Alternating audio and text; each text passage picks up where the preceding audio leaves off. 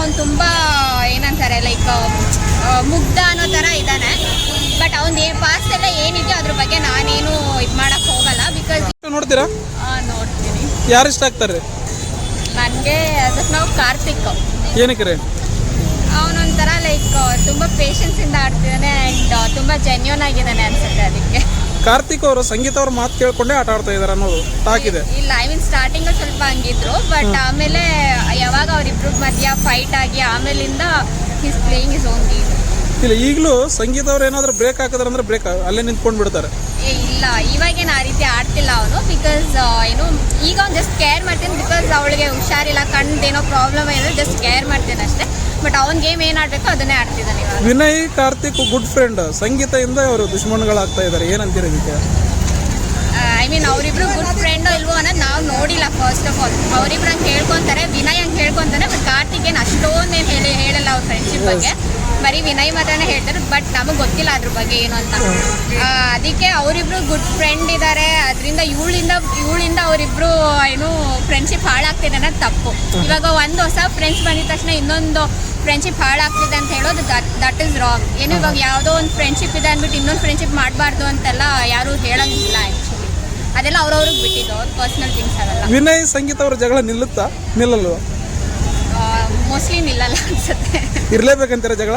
ಇದ್ರೇನೆ ಅದು ಇಂಟ್ರೆಸ್ಟಿಂಗ್ ಆಗಿರೋದು. ಆ್ಯಕ್ಚುಲಿ ಈ ವಾರ ಸ್ವಲ್ಪ ಎಲ್ಲ ಬೋರಿಂಗ್ ಆಗಿಬಿಟ್ಟು ತುಂಬ ಜನ ನೋಡೋದೇ ಬಿಟ್ಬಿಟ್ಟಿದ್ರು. ಆ್ಯಕ್ಚುಲಿ ನನಗೆ ಗೊತ್ತಿರೋ ಹಂಗೆ. ಸೊ ಅವರಿಬ್ರು ಫೈಟ್ ಮಾಡ್ತಿದ್ರೇನೆ ಎಲ್ಲರೂ ನೋಡೋದು. And it be interesting. Drone Pratap ಅವ್ರ ಬಗ್ಗೆ ಏನಂತೀರ? ಐ ಮೀನ್ ಗೊತ್ತಿಲ್ಲ. ಬಿಕಾಸ್ ಅವನ ಬಗ್ಗೆ ತುಂಬ ಏನು ನೆಗೆಟಿವ್ ಒಪಿನಿಯನ್ಸ್ ಇದೆ ಜನರಲ್ ಎಲ್ಲ. ಬಟ್ ಅವ್ನ ಒಳಗಡೆ ಇರೋದು ಅವ್ನು ತುಂಬ ಏನಂತಾರೆ ಲೈಕ್ ಮುಗ್ಧ ಅನ್ನೋ ಥರ ಇದ್ದಾನೆ.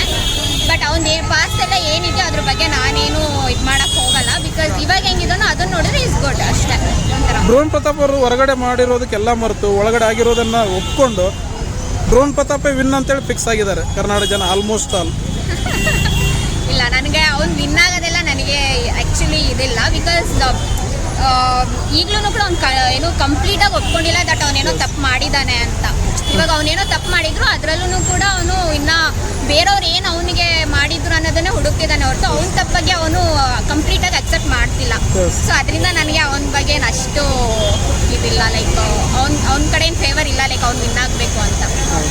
ಈ ವಾರ ಯಾರು ಎಲಿಮಿನೇಟ್ ಆಗ್ತಾರಂತೀರಾ? ಮೇ ಬಿ ಪವಿ ಅವರು ಏನಕ್ಕೆ ಚೆನ್ನಾಗಿ ಆಗ್ತಾ ಇದ್ದಾರಲ್ಲ? ಏನೋ ನನಗೆ ಇಷ್ಟ ಇಲ್ಲ. Sudeep sir Bigg Boss show ಹೇಗೆ ನಡೆಸ್ತಾರೆ?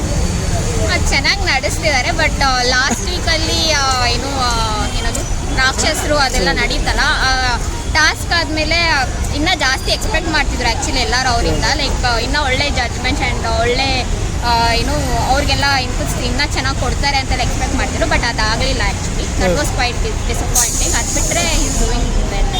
Okay, thank you. ನಿಮ್ಮ ಹೆಸರು? ಕುಸುಮ. Thank you, super.